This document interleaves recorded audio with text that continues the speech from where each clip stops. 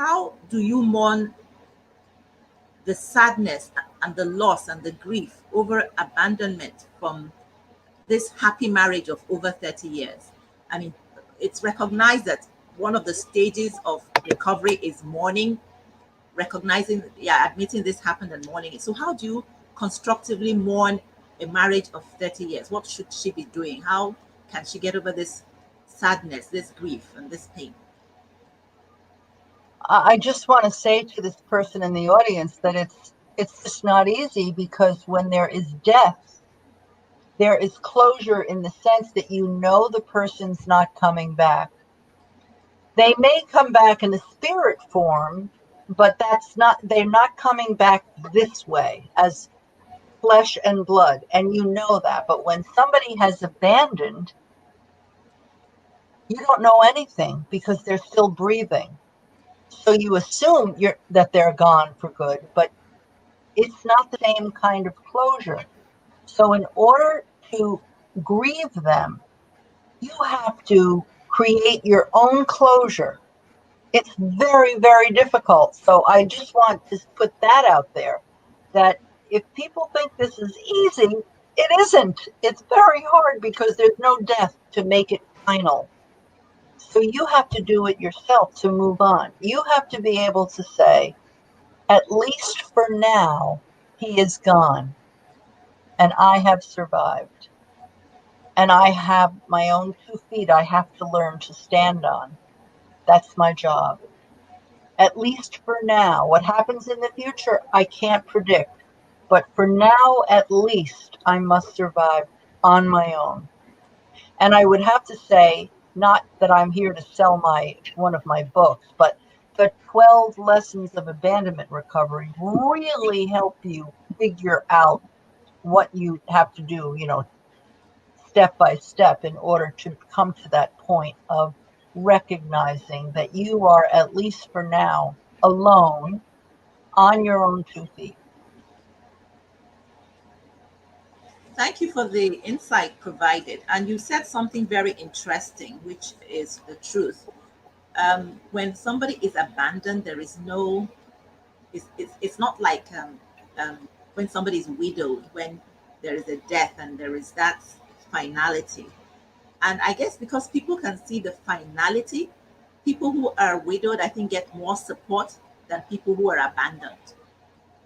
So, how do you, she's asking, how do you've answered the question how to mourn and grieve, given the fact that there is not a specific, how would I put it, there is no, the person still exists and there is that possibility that the person could come back, but you still have to go through this process of mourning.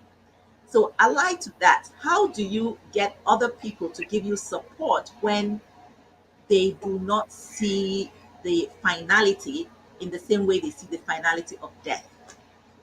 Well, it's very difficult, because when you are grieving a death, people send you flowers or they send you cards. They come to a funeral. They show you respect. But when you've been abandoned, dumped at the side of the road, people are embarrassed for you. They cross the street rather than have to talk to you. So it's a whole different thing.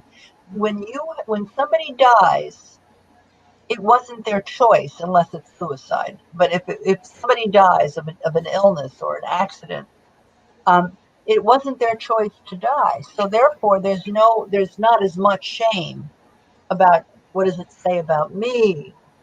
But when somebody dumps you, there's shame. So your relationship with the outside world is immediately altered. You are immediately in a one down position. Immediately you have lost a little status. Even I did. My friends who saw me as, they had me, they respected me, suddenly began giving me advice after I'd been abandoned, as if I was someone who needed lots of advice. Because I could see I had lost, very subtle, but I had lost a little stature, because now I was thrown out by someone. Discarded, no good.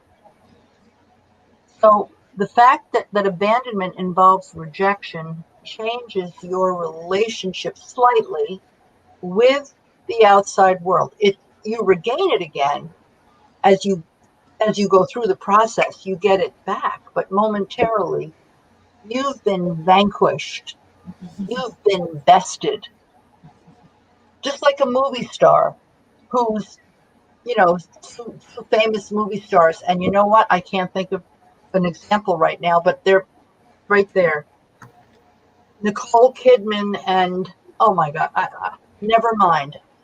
Think of two movie stars, Mhm. and he jumped her. Which one looks like the loser at first? The woman did. Exactly. So she has to go on, act like angry, and she has to find another person right away and act very happy. Because if she went, oh, I was left, and I love him so much, and he left me, and oh, I can't go on living, she's ruining her reputation. And so, even though the rest of us are not celebrities, we're not famous, there's a little of that when we get rejected. So that's something. It's a lot to deal with, but dealing with it makes us stronger.